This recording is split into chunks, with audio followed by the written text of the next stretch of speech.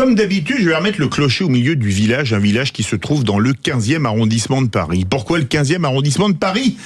Parce que c'est là que se trouve le siège de France Télévisions, et qu'un invité passé à l'antenne vendredi dernier m'a franchement posé problème. On écoute ceci.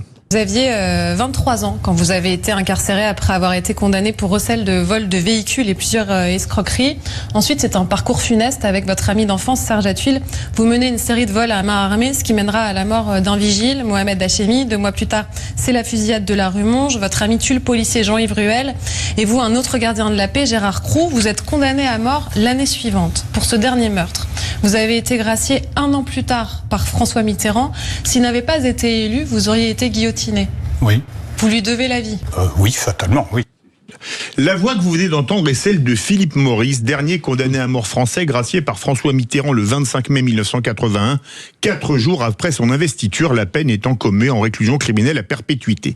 Un Philippe Maurice qui a la sort de 3 personnes sur les mains, vous l'avez entendu, un veilleur de nuit, Mohamed Hachemi, qui l'avait surpris en train de roulotter des véhicules, et la mort de 2 policiers abattus par lui et son complice. Il s'appelait Gérard Croux, 32 ans, et Jean-Yves Ruel, 33 ans, son complice étant tué lors de la fusillade. Philippe Maurice qui, pour s'évader de la prison où il était incarcéré, blessa d'une balle de 11,43 dans l'abdomen un surveillant pénitentiaire, l'arme lui ayant été apportée par son avocate, une tentative d'évasion qui lui valut une condamnation à 16 ans de prison supplémentaire, auquel on peut ajouter, outre la condamnation à mort pour la mort du policier, 18 années de réclusion lors d'un 3e procès pour la mort du vigile.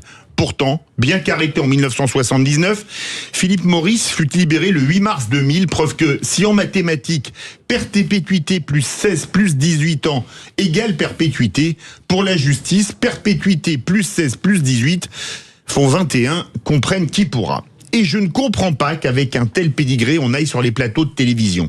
Comme je ne comprends pas comment Bertrand Cantat peut remonter sur scène, même si je lui reconnais le droit de le faire.